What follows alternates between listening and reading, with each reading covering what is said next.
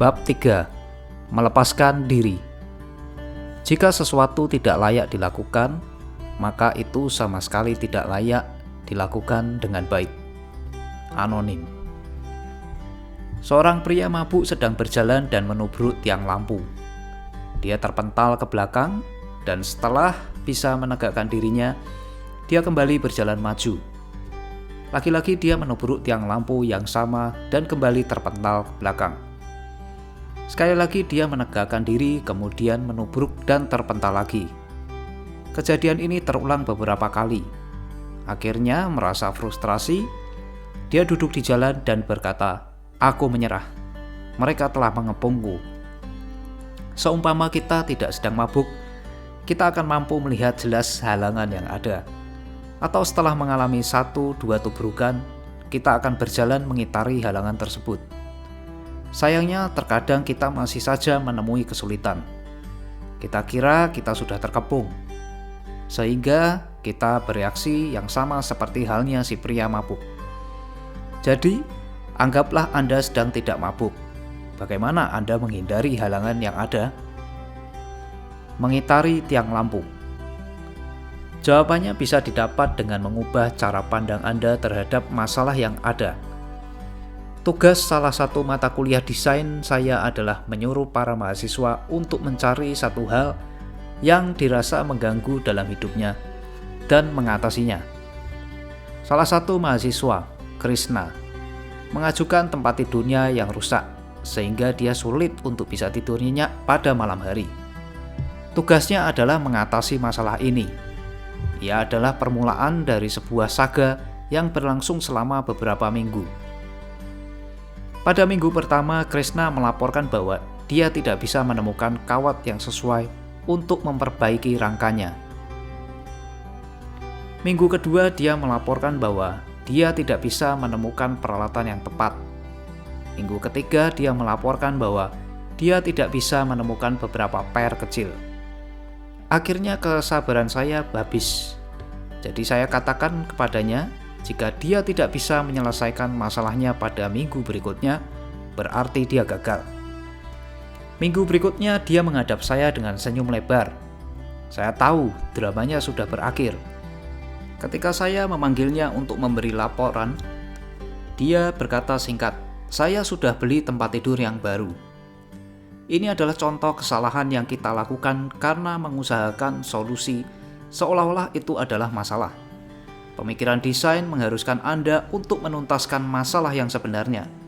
Kesalahan Krishna adalah dia mencoba menyelesaikan masalah yang salah. Yang dia lakukan adalah mencari jawaban atas pertanyaan, bagaimana saya bisa membetulkan tempat tidur? Padahal jelas pertanyaan yang sebenarnya adalah, bagaimana agar saya bisa tidur dengan nyenyak? Pertanyaan kedua membuka pintu solusi selebar mungkin dan memungkinkannya untuk menghindari kerepotan yang dihadapi saat membetulkan tempat tidur. Begitu Krishna fokus pada masalah yang sebenarnya, solusinya pun menjadi mudah. Cari tempat tidur baru. Ini membuat dia bisa berjalan mengitari tiang lampu yang dihadirkannya sendiri, yang bernama membetulkan tempat tidur. Bergerak ke tingkat yang lebih tinggi. Pernahkah Anda menghadapi masalah yang rasanya tidak bisa Anda atasi? Mungkin Anda memikirkan solusinya terus-menerus, sehingga memungkinkan sampai kekurangan tidur. Saya yakin saat itu Anda sedang mengatasi masalah yang salah. Ketika Anda tidak bisa menemukan jawabannya, seringkali itu karena Anda mengajukan pertanyaan yang salah. Untuk menjelaskan ini, mari kita coba pecahkan masalah ini. Bagaimana saya bisa menemukan pasangan hidup? Hanya karena kalimat itu diakhiri dengan tanda tanya, bukan berarti itu adalah sebuah pertanyaan. Jika Anda mengabaikan bagaimana saya bisa, maka Anda akan mendapati pertanyaan menemukan pasangan hidup. Ini bisa dianggap sebagai jawaban. Jadi, menemukan pasangan hidup bisa dipandang sebagai jawaban atau pertanyaan. Menemukan pasangan hidup bisa jadi jawaban atas pertanyaan apa? Ada banyak kemungkinan. Beberapa di antaranya, bagaimana agar saya bisa ditemani? Bagaimana agar saya bisa diurusi? Bagaimana agar saya bisa berhenti bekerja? Bagaimana agar saya bisa berhubungan intim lebih sering? Bagaimana agar saya tidak diganggu orang tua lagi? Bagaimana agar saya bisa memperbaiki kondisi ekonomi? Bagaimana agar saya bisa meningkatkan kehidupan sosial saya? Bagaimana agar saya bisa menyeimbangi teman-teman saya? Setiap pertanyaan ini jika dianggap sebagai permasalahan, punya banyak solusi yang bisa digali. Menemukan pasangan hidup hanyalah salah satu solusi bagi setiap pertanyaan tersebut. Pada kenyataannya, menemukan pasangan hidup mungkin bukan solusi yang cukup bagus untuk setiap permasalahan tersebut.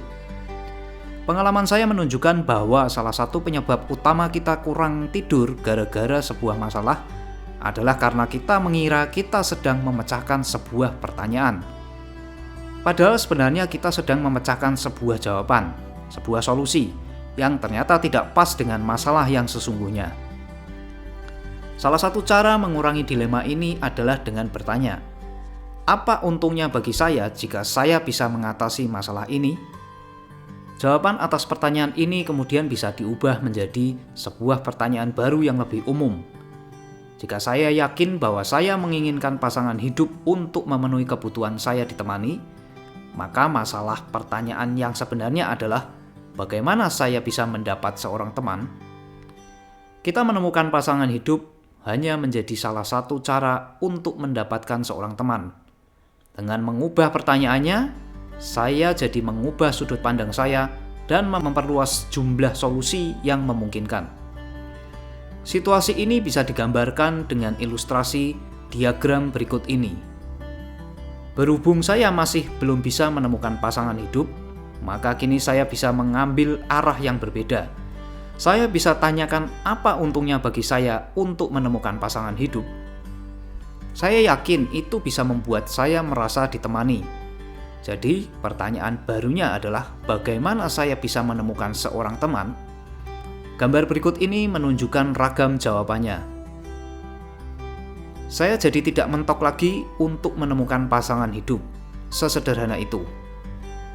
Mencari tahu apa yang Anda harapkan dalam sebuah solusi yang akan membebaskan Anda dari kondisi saat ini akan meninggikan kapabilitas Anda, dan pada akhirnya Anda akan mampu menemukan pertanyaan yang lebih baik. Seringkali mengubah pertanyaan sudah cukup untuk memperoleh resolusi yang memuaskan dan menghilangkan kesulitan yang dirasa sebelumnya. Pada contoh ini, apabila saya mendapat teman tanpa harus menikah, maka persoalan mencari pendamping hidup jadi bisa diperdebatkan. Prosedur ini bisa diulang lagi di tingkatan berikutnya. Jika persoalan bagaimana saya bisa menemukan seorang teman menjadi terlalu sulit untuk dipecahkan, saya bisa mengubahnya jadi, apa untungnya bagi saya kalau saya bisa mendapatkan teman? Berikut beberapa kemungkinan jawabannya. Saya jadi tidak mudah bosan. Saya jadi punya stimulus sosial. Saya jadi punya stimulus intelektual. Saya jadi tidak terlalu merasa kesepian. Saya jadi lebih merasa aman. Dengan memilih salah satu yang dirasa paling sesuai, saya jadi tidak terlalu merasa kesepian dan mengubahnya menjadi sebuah pertanyaan, maka saya jadi punya persoalan baru. Bagaimana agar saya tidak terlalu merasa kesepian? Berbeda jauh dari pertanyaan asli, bagaimana saya bisa menemukan pasangan hidup? Banyak pasangan menikah yang merasa kesepian di dalam pernikahannya. Jadi jelas bahwa terpecahkannya masalah pertama, yaitu menemukan pasangan hidup, tidak lantas memberi jalan keluar bagi masalah yang sesungguhnya, yaitu merasa kesepian. Sekarang situasinya jadi seperti ini. Gunakan cara ini setiap kali Anda merasa terjebak di suatu kondisi, sampai Anda tidak bisa tidur karena terus memikirkannya. Seringkali cara ini bisa menghadirkan solusi baru yang lebih beragam. Masalah utama jadi hilang dan langkah untuk maju pun akan tampak jelas. Agar cara ini bisa berhasil, Anda harus rela untuk tidak berlama-lama memikirkan permasalahan awalnya. Meskipun Anda merasa sudah sangat nyaman membentur tiang lampu yang sama. Anda harus menyadari adanya kecenderungan merasionalisasikan perilaku kita yang tidak tepat dengan berbagai alasan.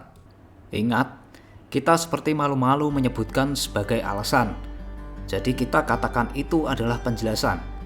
Tentu saja itu adalah alasan yang bagus, bukan? Tidak selalu hanya ada satu jalan keluar untuk masalah.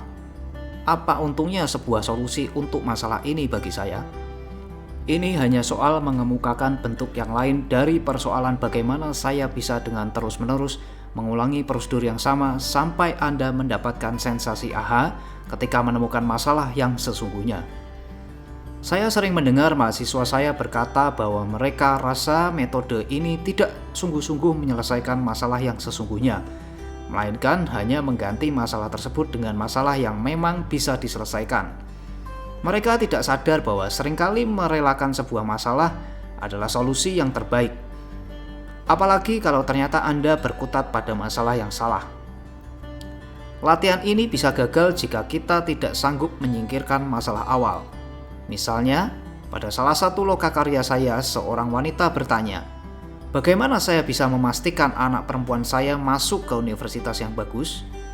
Dengan susah payah wanita itu mengakui bahwa keuntungan utama dari terpecahkannya masalah tersebut adalah dia jadi tidak terlalu cemas lagi. Ketika akhirnya dia menyadari hal tersebut, pertanyaannya di tingkat berikutnya menjadi, bagaimana agar saya tidak merasa terlalu cemas? Masalah yang baru ini sejatinya berbeda jauh dari pertanyaan, apakah putrinya masuk universitas yang bagus atau tidak. Nyatanya kedua masalah tersebut sama sekali tidak berkaitan. Besar kemungkinan setelah putrinya masuk universitas, si ibu akan segera punya alasan yang lain untuk merasa cemas. Seumpama sejak awal si ibu bersikap jujur, dia akan langsung menghadapi masalah yang sesungguhnya, kecemasan dalam dirinya. Giliran Anda. Untuk mengalami proses mengitari tiang lampu, pikirkan sebuah masalah yang sudah membuat Anda sulit tidur. Pikirkan masalah personal yang benar-benar mengganggu Anda, yang berdampak langsung pada kehidupan Anda, hubungan Anda dengan orang lain, atau pekerjaan Anda. Jadi bukan sesuatu yang abstrak atau berskala global, seperti bagaimana menciptakan perdamaian dunia. Tuliskan masalah tersebut dalam bentuk pertanyaan, bagaimana saya, yang singkat dan sederhana. Lalu tanyakan dalam hati, apa keuntungan yang akan saya rasakan jika masalah tersebut bisa diatasi?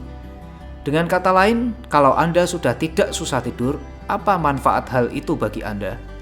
Tuliskan jawabannya di atas pertanyaan pertama tadi. Sekarang ubah jawabannya jadi pertanyaan baru dan luangkan waktu untuk mencari tahu jawaban apa saja yang tersedia untuk pertanyaan baru ini. Jika Anda seorang yang berpikiran terbuka, besar kemungkinan Anda sudah berhasil mengitari tiang lampunya. Jika belum, anggap saja Anda masih mentok dan tidak tahu bagaimana mengatasi masalah yang baru ini. Ayo kita naik satu tingkat lagi. Berpatokan pada masalah yang baru, tanya dalam hati apa keuntungan yang bisa Anda dapat jika masalah tersebut bisa diselesaikan. Tulis jawabannya di atas pertanyaan baru. Sekarang kita punya pertanyaan baru, yaitu pertanyaan ketiga. Gali jawaban apa saja yang tersedia untuk menjawab pertanyaan ketiga ini. Anda akan segera menyadari bahwa Anda baru saja mengitari tiang lampu yang lain. Sekarang, setelah semua proses yang dijalani, jika masalah pertama masih belum hilang juga atau Anda masih belum bisa menemukan solusi yang dicari, besar kemungkinan Anda tidak jujur dalam mengungkapkan masalah yang sebenarnya dan keuntungan apa yang Anda cari di sana. Ulangi lagi prosesnya dari awal. Mengungkapkan secara berbeda. Begitu kita menyadari adanya sebuah masalah, kita cenderung langsung fokus mencari solusinya. Padahal, akan lebih baik jika kita menelaah dulu pertanyaannya. Mengungkapkan masalah dengan kata-kata yang berbeda atau reframing akan membawa kita pada solusi yang lebih baik. Praktisi kesehatan mental juga menggunakan metode reframing, karena ini adalah teknik terapi yang manjur. Ide dasar di balik reframing adalah mengubah sudut pandang pemikiran Anda. Hal ini banyak digambarkan dalam lelucon klasik tentang bohlam. Pertanyaan, butuh berapa pemikir desain untuk mengganti sebuah bohlam? Jawaban dari pemikir desain, kenapa pakai bohlam? Ada banyak cara dalam mengungkapkan sebuah masalah. Di dunia bisnis dan pemikiran desain, masalah disebut sebagai pertanyaan peluang, bagaimana kita bisa, dan sudut pandang. Saya suka menyebutnya sudut pandang atau point of view atau POV. Konsep POV tidak didefinisikan secara kaku. POV bertujuan untuk mencari tahu kebutuhan seseorang, bukan apa yang kita pikir dia butuhkan, tetapi apa yang memang dia butuhkan. Jika Anda ingin mencari hal yang baru, penting untuk memulainya dari sebuah masalah, bukan solusi. Jika Anda menyajikan solusi tertentu dini, maka Anda mematikan proses penemuannya. Pada dasarnya, reframing sebuah masalah berarti perubahan dalam POV. Di D-School, kami punya beberapa contoh yang menunjukkan berbagai hasil luar biasa dari reframing. Mahasiswa kelas Entrepreneurial Design for Extreme Affordability diminta pergi ke Myanmar untuk mengerjakan sebuah proyek yang berhubungan dengan irigasi. Proyek ini mengharuskan para mahasiswa berdialog dengan petani miskin untuk mencari tahu apa masalah mendasar yang dihadapi para petani dalam mengairi tanamannya. Mereka mendapati bahwa lantaran tak ada listrik, para petani menggunakan lilin atau lampu minyak sebagai penerangan. Mereka menyium bau menyengat dari rumah petani yang ventilasinya buruk. Selain itu, mereka juga jadi tahu bahwa lilin dan lampu minyak tersebut menghabiskan sekitar 25% pendapatan petani dalam setahun. Ada beberapa keluarga petani yang punya aki mobil usang yang terpasang di lampu, sehingga anak-anak mereka bisa mengerjakan PR pada malam hari. Dalam keluarga yang demikian, sang ibu terpaksa bolak-balik bersepeda selama beberapa jam untuk mengisi ulang akinya.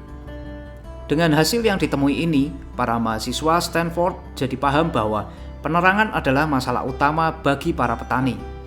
Maka mereka pun meminta kepada para dosen untuk mengizinkan mereka mengubah POV dari menyelesaikan masalah irigasi menjadi menyelesaikan masalah penerangan. Mahasiswa mengembangkan lampu LED bertenaga surya yang murah dan lebih mudah digunakan daripada lampu minyak yang ada.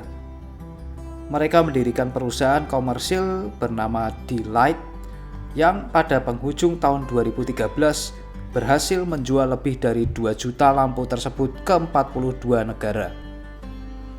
Mereka masih berkembang dan terus menyediakan penerangan bertenaga surya yang terjangkau ke seluruh tempat di dunia yang tidak memiliki jaringan listrik atau yang layanan listriknya padam bergiliran. Kasus ini menunjukkan betapa bijaknya para mahasiswa karena tidak langsung berfokus menggarap permasalahan irigasi. Mereka justru mengubah POV untuk memenuhi kebutuhan yang sesungguhnya yang mereka temui di lapangan. Jenis reframing lain digunakan oleh para mahasiswa dalam proyek yang bernama Embrace. Atas permintaan sebuah yayasan medis nirlaba, mahasiswa kelas Entrepreneurial Design for Extreme Affordability pergi ke Nepal untuk mengatasi masalah inkubator untuk bayi-bayi yang terlahir prematur. Inkubator ini bernilai $20.000 setiap unitnya dan setara dengan inkubator yang juga digunakan di rumah-rumah sakit di Amerika. Tantangan yang harus dihadapi para mahasiswa ada dua. Inkubatornya sulit diperbaiki di skala lokal dan gangguan listrik sering membuatnya rusak. Ketika masih di kampus Stanford, mahasiswa berpikir untuk menyiapkan baterai cadangan dan mendesain ulang inkubatornya untuk menyederhanakan bagian-bagiannya. Ternyata begitu mereka tiba di Nepal, diketahui bahwa penggunaan inkubator yang masih berfungsi normal pun rendah. Semakin sering mereka menjelajahi negeri tersebut, mereka semakin sadar bahwa klinik yang menyediakan inkubator hanya klinik yang berlokasi di kota. Banyak ibu yang tinggal di pegunungan akan sangat kesulitan tiba di klinik secepatnya agar bayi prematur mereka selamat. Oleh sebab itu, para mahasiswa mengubah POV-nya. Mereka memahami bahwa daripada memecahkan masalah para dokter bagaimana agar inkubatornya tetap berfungsi, lebih baik mereka memecahkan masalah para ibu bagaimana agar bayi prematur mereka bisa bertahan hidup dengan cara menghadirkan kehangatan di waktu dan tempat yang dibutuhkan. Inilah peluang bagi terciptanya desain semacam kantong tidur mini dengan sebuah kantong yang bisa dipindahkan, berisi materi serupa lilin, yang mencair ketika dipanaskan dan bisa menyimpan panas tersebut sampai 5 jam berikutnya. Pemanasannya bisa dilakukan dengan merebus kantong penyimpanannya di dalam air. Dengan kata lain, pemanasannya bisa dilakukan tanpa listrik. Alat yang mereka kembangkan itu dijual seharga 1% saja dari harga inkubator konvensional, tapi mampu memberikan peluang keselamatan bagi bayi prematur yang jauh lebih besar daripada inkubator biasanya. Pencapaian besar para mahasiswa ini adalah ketika mereka menyadari bahwa masalah pertama yang dihadirkan kepada mereka, bagaimana memperbaiki inkubator, bukanlah masalah yang sebenarnya. Dengan menelaah lebih jauh keuntungan apa yang bisa diperoleh jika inkubatornya diperbaiki, mereka justru menemukan masalah yang sesungguhnya. Bagaimana mereka bisa menghangatkan bayi-bayi itu agar bisa bertahan hidup. Pada April 2014, penghangat bayi Embrace sudah digunakan di 11 negara di 3 benua. Penghangat itu menjadi teknologi inovatif dengan harga terjangkau yang mampu menyelamatkan nyawa lebih dari 50.000 bayi prematur dan bayi yang berat badan lahirnya rendah. Jumlah bayi yang selamat terus meningkat setiap harinya. Reframing juga digunakan untuk mengembangkan sebuah solusi yang sudah didapat. Do Dietz adalah desainer alat diagnosis medis di GE Healthcare. Dia mendapatkan pengalaman yang mengubah hidupnya ketika mengunjungi sebuah klinik lokal yang menggunakan mesin MRI hasil desainnya. Dia memperkenalkan dirinya kepada seorang juru teknis yang mengatakan betapa berharganya mesin hasil karyanya. Do merasa sangat bangga. Lalu muncullah sebuah keluarga yang orang tuanya sibuk menenangkan anaknya yang berteriak-teriak. Begitu si anak perempuan dihadapkan pada ruangan yang mengerikan, orang asing, dan pemindai MRI yang begitu besar, dia menangis tak karuan sampai terpaksa dibius agar dia bisa tenang selama pemeriksaan. Do tidak pernah menduga seorang anak sampai harus dibius hanya karena masalah tersebut. Ketika dia tahu bahwa 85% anak-anak berusia 3-8 tahun harus dibius, dia merasa gagal. Tak lama berselang ketika mengikuti lokakarya pendidikan eksekutif secara intensif selama 3 hari di D-School, Do pun menemukan kekurangannya dalam proses desainnya. Meskipun dia selalu berkonsultasi dengan banyak pihak, mulai dari pakar konsumen, orang pemasaran, tenaga penjual, juru teknis, hingga dokter tentang rancangannya, dia sadar bahwa dia tidak pernah menanyakan pendapat keluarga dan para pasien cilik yang menggunakan alatnya. Ketika kembali bekerja, Do berkonsultasi dengan pakar kehidupan anak di rumah sakit, psikolog anak, guru, orang tua, dan anak-anak itu sendiri. Dia memiliki staf dari sebuah museum anak yang sudah sering bekerja sama dengan orang tua dan anak-anak. Dia mengumpulkan tim penasehat yang terdiri atas anak-anak yang sudah menjalani berbagai macam perawatan kesehatan.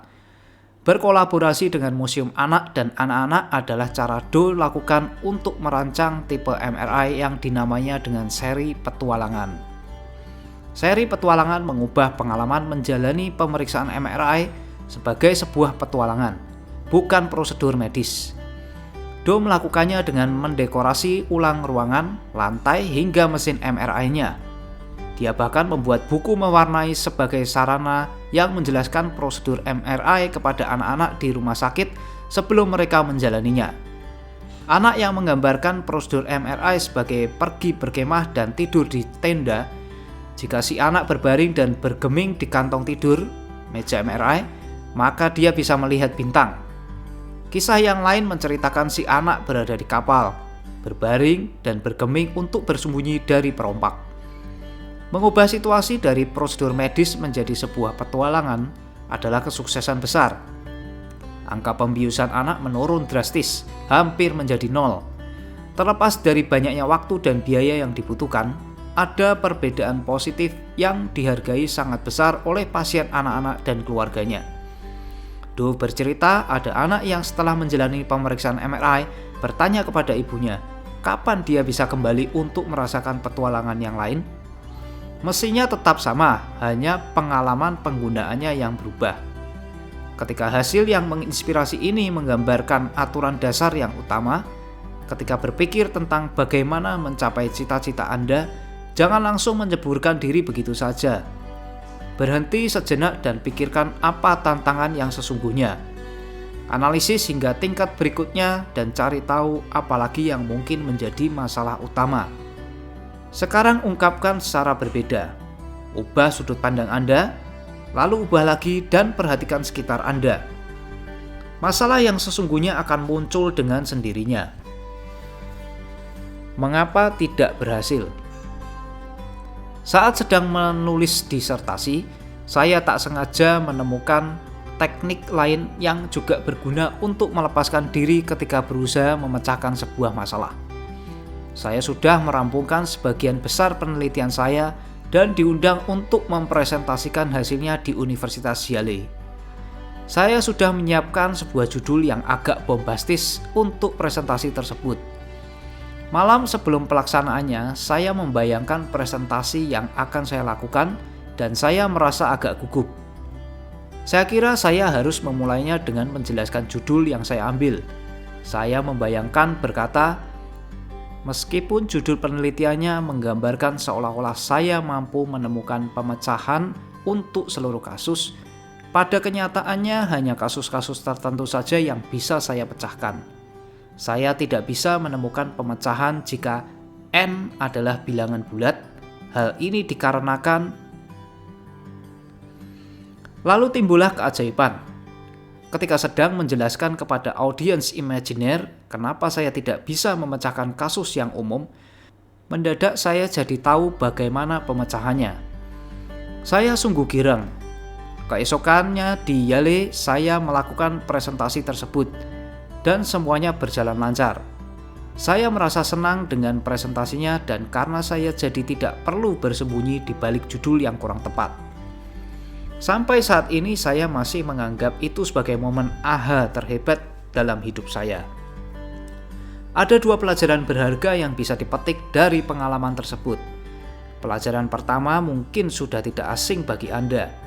Jika Anda sedang mentok dalam menyelesaikan suatu masalah, coba untuk kesampingkan dulu hal itu. Proses membereskan pikiran ini akan memberi ruang kepada alam bawah sadar Anda untuk memecahkan masalah tersebut. Seringkali solusi yang dihasilkan adalah sesuatu yang baru dan lebih baik. Pelajaran kedua adalah dengan mencoba menjelaskan, entah kepada diri sendiri atau teman atau keluarga, dengan mengucapkan keras-keras apa persisnya yang membuat Anda tidak bisa memecahkan masalah tersebut. Seperti yang saya alami ketika saya sedang menjelaskan kepada audiens di benak saya kenapa saya tidak bisa memecahkan kasus umumnya, saya jadi bisa melihat bahwa alasan yang saya kemukakan tidaklah tepat sepenuhnya dan bahwa sebenarnya saya bisa memecahkan hal tersebut dengan metode yang sudah saya ketahui. Mengakhiri terlalu dini. Ketika kita mencari pemecahan untuk masalah yang dihadapi, kita cenderung memilih ide awal yang dirasa cukup baik, yang bisa kita temukan. Begitu kita mendapat ide yang dirasa cukup, kita lantas berhenti berusaha dan sekadar mengikuti arus, berpura-pura mencari solusi yang lebih baik, atau jangan-jangan kita malah berhenti mencari sepenuhnya. Ini sama saja dengan terjebak. Kita menjauhkan diri dari peluang menemukan pemecahan yang lebih praktis, elegan, atau terjangkau. Konsep ini mengakhiri terlalu dini, bisa muncul di fase mana saja dalam proses desain atau pemecahan masalah. Ketika hal ini terjadi pada tahap penguraian masalah atau menentukan POV, maka akibatnya kita akan berhadapan dengan konsep asal, yaitu masalah itu sendiri. Ini akan sangat menghambat proses reframing yang seringkali merupakan kunci menuju solusi yang lebih efektif dan menyenangkan. Jika muncul pada fase menggali ide, prosesnya akan menjadi malapetaka karena solusinya hanya berkisar pada hal yang membosankan dan bahkan dipaksakan. Hasil yang lebih baik biasanya didapatkan jika lebih banyak ide dimunculkan dan digunakan untuk meningkatkan atau mengganti konsep awal. Bayangkan persoalan berikut ini. Bagaimana saya bisa meningkatkan daya beli? Jika saya merogoh kantong dan menemukan selembar $1, maka masalah saya terpecahkan. Jika saya mencari lagi dan menemukan lembaran $5, maka situasi saya membaik. Jika saya terus mencari, ada kemungkinan saya bisa mendapatkan $20. Jika saya beruntung, ketika membuka bagian lain di dalam dompet, mungkin saya akan menemukan cek kosong atau beberapa kartu kredit. Saya jadi punya banyak pilihan untuk digunakan, dan saya bisa menggunakan beberapa atau salah satunya yang dirasa paling baik untuk situasi yang saya hadapi. Bagaimanapun, saya sudah melampaui solusi awal saya, selembar $1. Pemikiran yang baik adalah pemikiran yang menerima pilihan kedua, ketiga, dan seterusnya dengan kegembiraan yang sama seperti saat menemukan pilihan yang pertama, lalu mengesampingkan kesemuanya untuk terus mencari dan mencari. Pada saatnya Anda akan sampai pada batasan yang mengakhiri proses pencarian solusi tersebut. Anda mungkin kehabisan waktu, atau kehabisan bantuan, atau Anda akhirnya menemukan solusi yang Anda yakini sebagai yang terbaik, sehingga Anda tidak lagi tergoda oleh tantangan untuk mencari yang lebih baik. Apa yang tidak kita miliki? Pada suatu hari di musim semi, saya sedang bersepeda di daerah Valley ketika mendapati pemandangan yang menakjubkan. Ada satu bagian jalan yang tertutup ribuan bangkai ulat yang terlindas mobil ketika mereka hendak menyeberang jalan. Ketika memperhatikan lebih lanjut, saya melihat gerombolan ulat di sisi jalan yang lain sedang berjalan pelan-pelan untuk menyeberang. Jumlahnya sama banyak antara yang hendak menyeberang dari sisi kiri ke kanan dengan yang hendak menyeberang dari sisi kanan ke kiri. Ini adalah daerah tandus, dan sejauh penglihatan saya, landscape-nya sama-sama kosong di kedua sisi jalan. Jadi apa yang membuat ulat-ulat itu menyeberang? Saya tidak tahu. Barangkali para ahli serangga bisa mengemukakan alasan yang bagus. Meski begitu, memori tersebut melekat di benak saya sebagai pengingat tentang perilaku tak tepat, yang serupa dengan perilaku ulat-ulat tersebut yang saya lakukan dalam hidup. Sudah berapa kali saya menyeberang tanpa alasan yang jelas, ketika sebenarnya lebih aman kalau saya bertahan saja di sisi jalan tempat saya berada. Sebagaimana ulat-ulat itu, kita seringkali lebih tertarik dengan apa yang tidak kita miliki daripada yang kita miliki. Kita mungkin berjuang untuk sesuatu, dan usaha itu menyita waktu dan tenaga kita. Begitu kita dapatkan apa yang dituju, hal tersebut justru jadi tidak menarik lagi. Maka kita pun melanjutkan pengejaran yang berikutnya. Saat ini di Amerika, sekitar 50% pernikahan berakhir dengan perceraian. Kebanyakan dari pasangan yang bercerai akan menikah kembali dengan orang lain. Kita selalu mencari hal yang berbeda, yang lebih baik. Orang berganti pekerjaan karena merasa bosan. Mereka bepergian bukan untuk mencari kesenangan di dalam perjalanan, melainkan untuk melarikan diri. Sudah banyak orang yang pergi ke kota atau negara lain hanya untuk mengunjungi museum di sana. Padahal mereka justru tidak pernah mengunjungi museum di kampung halaman sendiri. Perubahan di kehidupan sebagian orang terjadi demi perubahan itu semata. Seperti ulat yang menyeberangi jalan hanya untuk mendapatkan kawasan Death Valley yang tidak ada bedanya. Mungkin perjalanan dari satu tempat ke tempat lain memang tidak membahayakan, tapi bukan tidak mungkin Anda terlindas ketika sedang menyeberang. Sebagian profesi memang mengandung motivasi yang memunculkan perilaku menyeberang jalan. Dalam bidang olahraga, selalu ada pertandingan dan musim berikutnya yang harus dipersiapkan. Dalam riset, selalu ada proyek dan laporan berikutnya, serta lebih banyak pengetahuan untuk digali. Di sekolah, selalu ada ujian kelas dan semester yang selanjutnya. Lalu ada juga beragam level untuk dilampaui: sekolah dasar, sekolah menengah pertama, sekolah menengah atas, sarjana, dan pasca sarjana.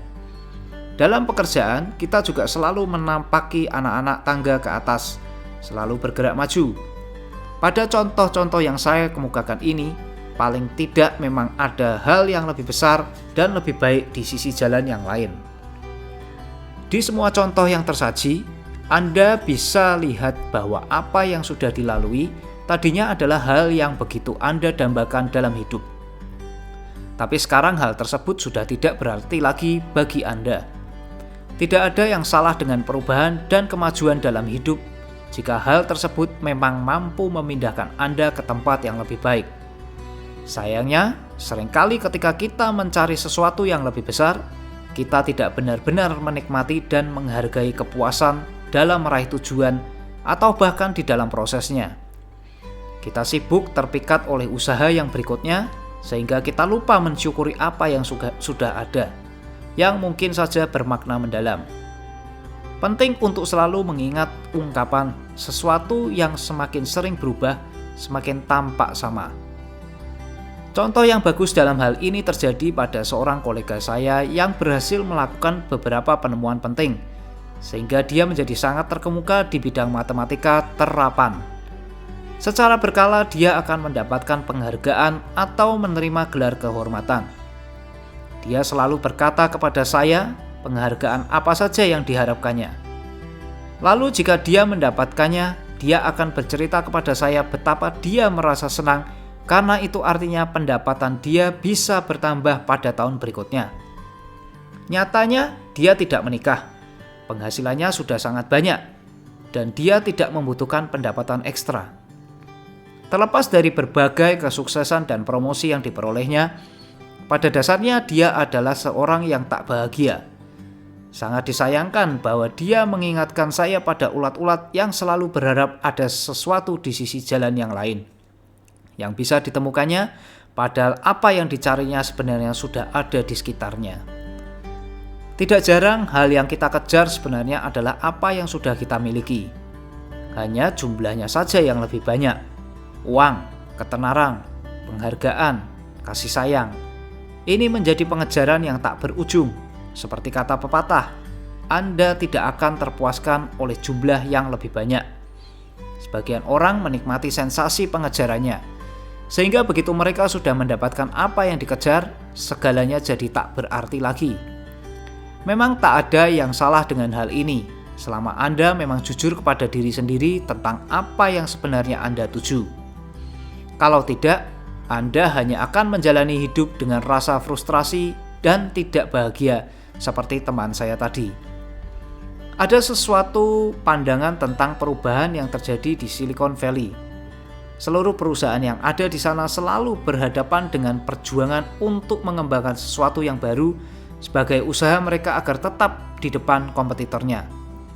Masyarakat Silicon Valley yakin perusahaan mereka akan mengalami stagnasi dan akhirnya mati jika tanpa inovasi yang terus-menerus. Inilah budaya apa yang sudah kau lakukan yang tertinggi. Untuk menjaga status di budaya yang semacam itu, masyarakat butuh kisah yang baru dan berevolusi.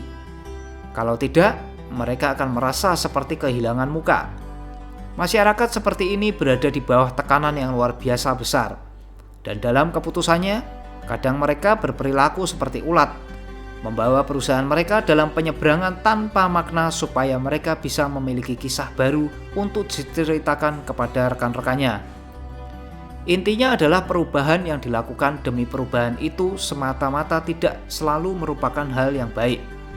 Tidak ada salahnya jika sesekali kita gagal dalam mengejar sesuatu yang bermakna dan membunuh perusahaan sendiri hanya untuk menyelamatkan muka di hadapan teman-teman Anda atau sekadar menemukan pujaan hati Anda yang terbaru sama sekali tidak dianjurkan. 22 cara untuk membebaskan diri. Begitu Anda menyadari kehadiran masalah, ada banyak metode formal untuk membantu Anda menggali solusi. Namun semakin jauh Anda mendalami proses pemecahan masalah, penting untuk mengingat bahwa segala bentuk masalah, bahkan dari sisi POV, sebaiknya dianggap bersifat sementara. Usaha yang dilakukan berikutnya tidak jarang menimbulkan banyak perbaikan dalam pemetaan masalah. Biasanya dengan pemetaan masalah yang baik sudah cukup untuk mendorong Anda memulai mencari solusi yang tepat. Ada kalanya tujuan yang memuaskan tidak langsung tampak di depan, sehingga rasa frustrasi menyelirap masuk. Teman baik saya, Rolf Faste, menciptakan panduan yang sejalan dengan lokakarya kreativitas kami, berisi 22 hal yang bisa Anda lakukan jika Anda mendapati diri menabrak tiang lampu. Saya selalu merasa kagum dengan kemampuan Rolf menggunakan sketsa sederhana untuk menjabarkan pemikiran yang rumit. Hanya dengan satu halaman, dia berhasil merangkum dengan cemerlang berbagai sarana utama yang merupakan karya budaya desain yang kemudian berkembang menjadi gerakan pemikiran desain. Masing-masing dari 2 halaman berikut merepresentasikan satu kolom dari panduan asli yang berukuran 8,5 x 11 inci. Gambaran Rolf dilengkapi dengan penjelasan singkat dari saya tentang setiap hal yang disebutkan. Menguasai beberapa di antaranya akan sangat berguna. Kerja keras. Ini adalah teknik saya yang paling produktif. Terkadang saya mendapatkan sesuatu secara instan. Namun tidak jarang kebanyakan yang instan itu didahului dengan serangkaian kerja keras dan rasa frustrasi. Tidak ada metode ajaib yang bisa menggantikan niat dan perhatian. Ciptakan lingkungan yang mendukung. Luangkan waktu untuk membereskan area kerja Anda dan selalu siapkan sarana pendukung yang berguna. Buat lingkungan Anda tampak menyenangkan dan memotivasi. Abraham Verghese mencetak sebuah poster yang menggambarkan bahwa buku yang saat itu masih dalam pengerjaannya akan memenangkan hadiah Nobel dan berada di daftar buku laris versi New York Times selama lebih dari setahun. Dia memang tidak mendapatkan Nobel, tapi bagian lain dari poster tersebut menjadi kenyataan. Relax.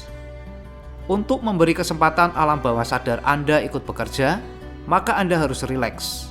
Ada banyak kisah tentang orang-orang yang menciptakan terobosan ketika mereka bermimpi dan melamun. Kisah favorit saya adalah tentang astronom dan matematikawan berkebangsaan Irlandia, W.R. Hamilton, yang menemukan solusi bagi masalah yang sudah berlangsung lama saat dia sedang berjalan-jalan dengan istrinya. Sejarah tidak menyebutkan bahwa istrinya saat itu tahu bahwa dia sedang melamun ketika yang seharusnya dia lakukan adalah menghabiskan waktu bersama sang istri. Tanpa menjelaskan secara detail, karena bisa membahayakan pernikahan saya bisa mengamini bahwa metode ini memang ampuh. Brainstorming. Di program desain produk Stanford, mahasiswa diajarkan untuk menggunakan proses pemecahan masalah atau yang kami sebut sebagai proses desain yang memiliki akronim ETC. Langkah pertama adalah menyampaikan atau express sebuah gagasan. Pikirkan sebuah solusi untuk diuji coba. Langkah berikutnya adalah menguji atau tes gagasan tersebut. Cari tahu apa yang berfungsi dan apa yang tidak. Langkah ketiga adalah mengulangi cycle. Gunakan semua yang sudah dipelajari untuk mendapatkan gagasan yang sudah dimodifikasi atau bahkan sepenuhnya baru, yaitu hal baru untuk disampaikan. Ketiga langkah ini dilakukan terus-menerus sampai Anda bisa menemukan solusi yang memuaskan atau sampai Anda kehabisan waktu. Pada umumnya bagian menyampaikan dalam proses tersebut bersifat generatif. Anda haruslah bersikap optimis terhadap gagasan Anda. Sebaliknya ketika sedang pada tahap menguji, Anda harus mengubah sikap menjadi skeptis. Dorong diri Anda untuk menemukan hal-hal yang perlu diubah. Dengan demikian, Anda harus terus-menerus merubah sikap karena tahap pertama dan kedua dilakukan berulang kali secara berganti-ganti. Dua perangkat yang berguna dalam proses ini adalah brainstorming dan mengadakan purwarupa atau prototyping. Barangkali brainstorming adalah metode paling familiar yang ada di diagram. Kadang istilah itu digunakan untuk menggambarkan seorang yang memiliki sebuah gagasan. Dalam konteks kita, istilah tersebut mengacu pada prosedur yang lebih formal, yaitu sekelompok orang berkumpul untuk memecahkan suatu masalah.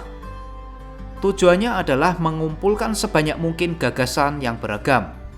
Kami menyebut ini sebagai kemahiran dan fleksibilitas. Idealnya kelompok brainstorming ini dipilih sedemikian rupa hingga mewakili pengalaman dan pengetahuan yang cukup yang memungkinkan orang-orang yang ada di dalamnya membangun gagasan di atas gagasan satu dengan lainnya, atau menunggangi, atau langsung lompat ke gagasan yang sepenuhnya baru melompatinya. Di dalam brainstorming seharusnya tidak ada penilaian. Proses itu dimaksudkan untuk membuka kemungkinan seluas-luasnya, tak peduli seberapa jauh cakupannya. Itu sebabnya aturan dasar adalah tangguhkan penilaian selama proses berlangsung. Sebenarnya ini adalah frasa yang kurang tepat, karena menggambarkan seolah-olah palu penilaian bisa jatuh sewaktu-waktu. Gambaran yang tepat untuk kondisi yang diinginkan oleh para peserta brainstorming adalah menerima dengan senang hati. Gagasan-gagasan liar diterima. Biasanya ada perekam atau fasilitator yang memonitor jalannya proses untuk memastikan para partisipan tetap di dalam topik dan tidak ada percakapan yang tumpang tindih, atau aturannya hanya boleh satu orang yang bicara dalam satu waktu. Melakukan brainstorming dalam kelompok menguntungkan Anda untuk keluar dari pikiran sendiri dan memberi kesempatan pada Anda untuk membangun gagasan orang lain. Sebagian orang memang penyendiri dan tidak butuh orang lain. Ada teman saya yang seorang desainer hebat, tapi dia tidak suka brainstorming.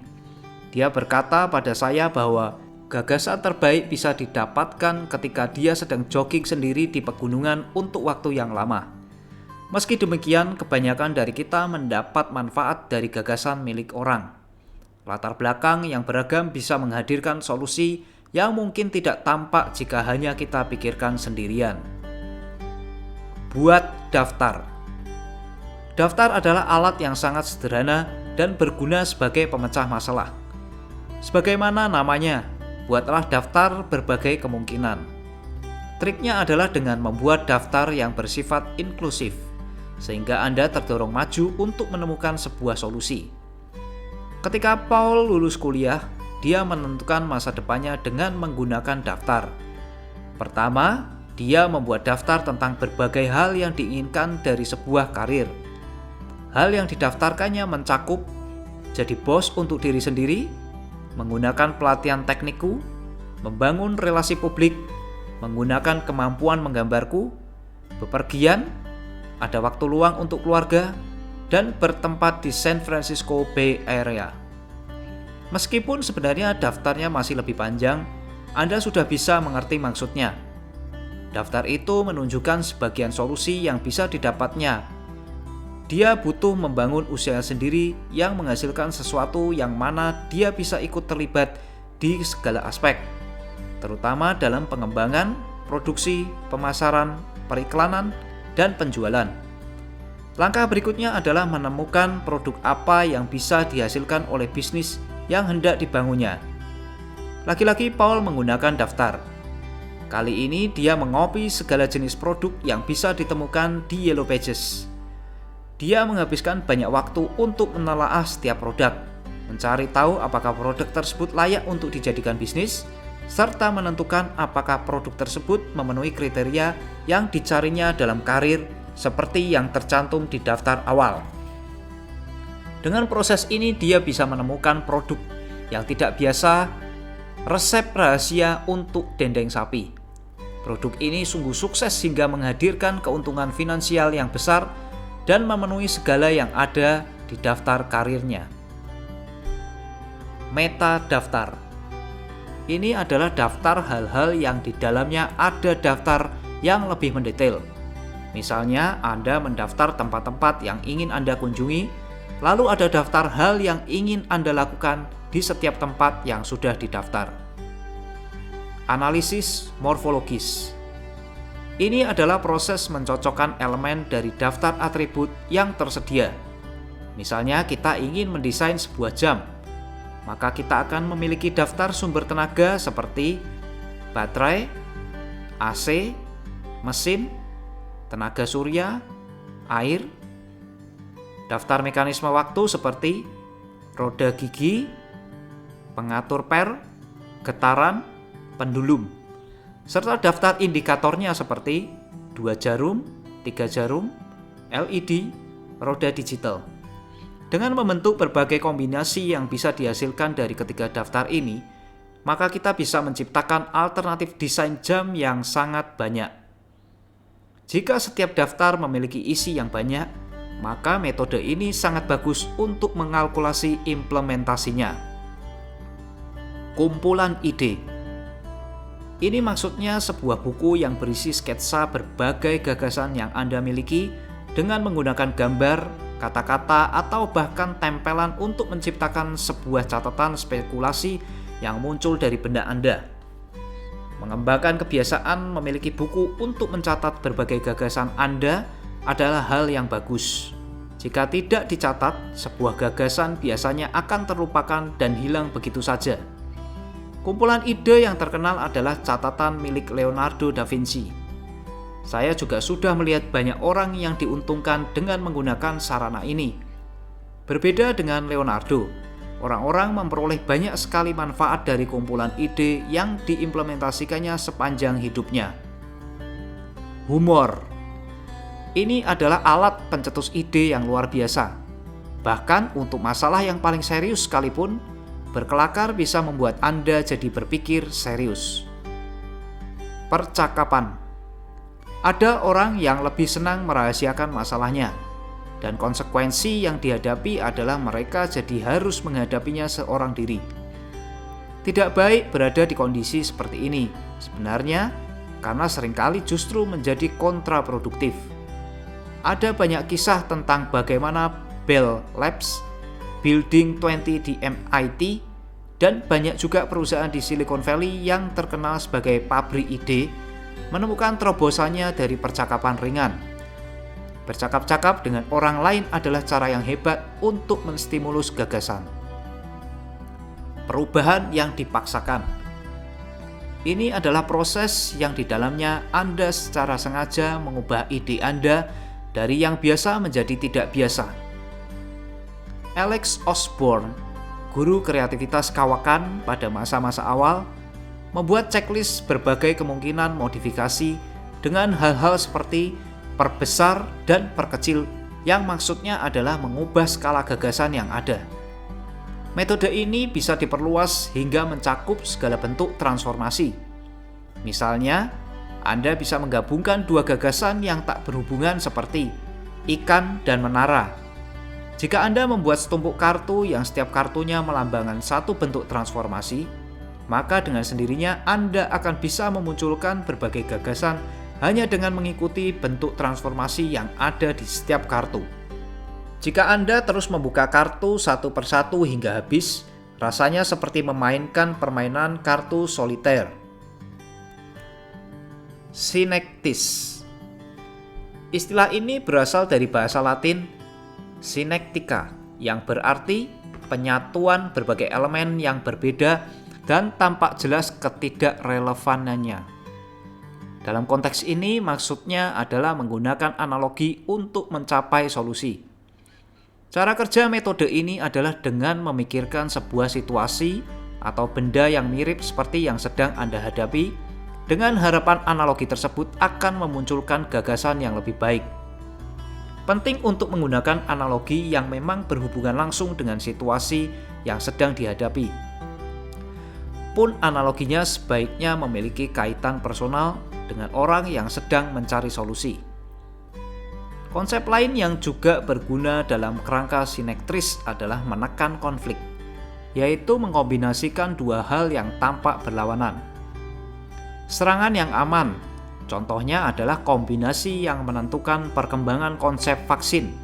Dengan menggunakan dosis yang aman, kita menyerang tubuh dengan sedikit penyakit sehingga tubuh bisa menghasilkan antibodi sebagai perlindungan. Menelaah masalah dengan berbagai hal yang tampaknya berlawanan seperti ini akan memperluas cakrawala kita. Mendiagramkan proses fisik. Cara ini dilakukan untuk menyaring masalah hingga ke intinya. Pada beberapa jenis masalah, ide bisa dimunculkan dengan menyatukan satu variabel, misalnya performa, dengan waktu, atau variabel lainnya. Atau bisa juga dengan menggambarkan flowchart yang menunjukkan keseluruhan prosesnya. Bagaimana jika Ini adalah pertanyaan yang tepat untuk memunculkan gagasan. Bagaimana jika tidak ada gravitasi? Bagaimana jika ada cat rumah yang meluncur? Bagaimana jika ada tempat sampah yang bisa berkelakar? Pertanyaan-pertanyaan semacam ini dengan sedikit mengalihkan kita dari jalur utama, memunculkan sikap yang membuat kita jadi mempertanyakan berbagai asumsi terkait masalah yang ada. Matriks pengambilan keputusan. Ini adalah cara yang bagus untuk membandingkan ide-ide yang berbeda dengan menciptakan matriks yang setiap barisnya mewakili ide-ide yang ada. Sementara kolomnya mewakili atribut yang dimiliki tiap ide. Contohnya dalam memilih istri. Kumar menamai baris matriks dengan nama-nama kandidat. Sementara kolomnya diisi dengan atribut seperti pendidikan, penampilan, kekayaan, atau keluarga. Dengan memberi nomor kepada elemen matriks, maka perbandingannya berubah menjadi pengukuran kuantitatif. Jumlah seluruh angka di baris yang sama menjadi nilai total bagi ide tersebut. Di samping itu, faktor pemberat juga bisa digunakan untuk mengedepankan atribut tertentu. Bergerak mundur. Bayangkan masalah sudah terpecahkan. Kini mundurlah untuk menelusuri segalanya sampai ke titik awal. Dengan begini, Anda akan bisa melihat pencapaian apa saja yang ada. Di samping itu, metode ini juga bagus untuk menentukan jadwal. Papan gambar. Cara ini dilakukan untuk perencanaan yang berurut dan sangat populer di industri perfilman. Kapan saja Anda butuh untuk menceritakan sesuatu secara berurutan, maka Anda bisa menggunakan metode ini. Sebenarnya ini semacam versi bergambar dari peta perjalanan, sebuah diagram yang menunjukkan beberapa kejadian yang terjadi secara berurut. Diagram bagaimana mengapa. Diagram ini bisa digunakan untuk menjelaskan ulang sebuah masalah. Mirip seperti metode mengubah pertanyaan yang sudah kita bahas, lihat bergerak ke tingkat yang lebih tinggi di awal bab ini. Intinya adalah membuat diagram yang menunjukkan rangkaian sebab akibat. Untuk masalah yang ada, diagramnya memuat cara melakukan sesuatu, bagaimananya, lalu mengapa hal itu dilakukan. Banyak gagasan yang muncul dengan cara ini. Diagram ini banyak ragamnya, mulai dari diagram bagaimana mengapa, atau diagram mengapa.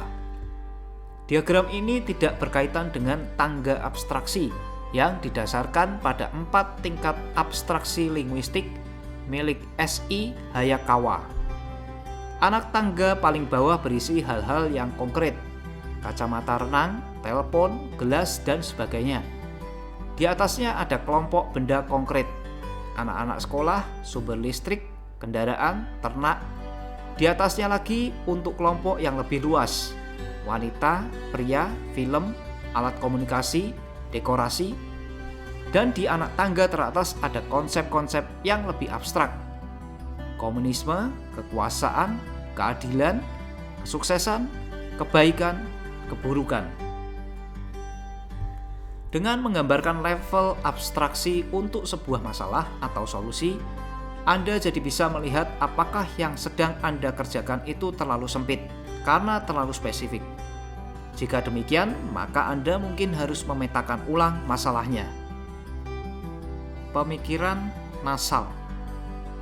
Ini adalah istilah yang dicetuskan kolega saya, Jim Adams, untuk penggunaan gaya kognitif yang berbeda. Intinya adalah bersikap fleksibel dalam melihat segala hal. Coba bayangkan apa yang Anda lakukan jika Anda berpikir dengan menggunakan hidung, atau cobalah untuk tidak berbicara.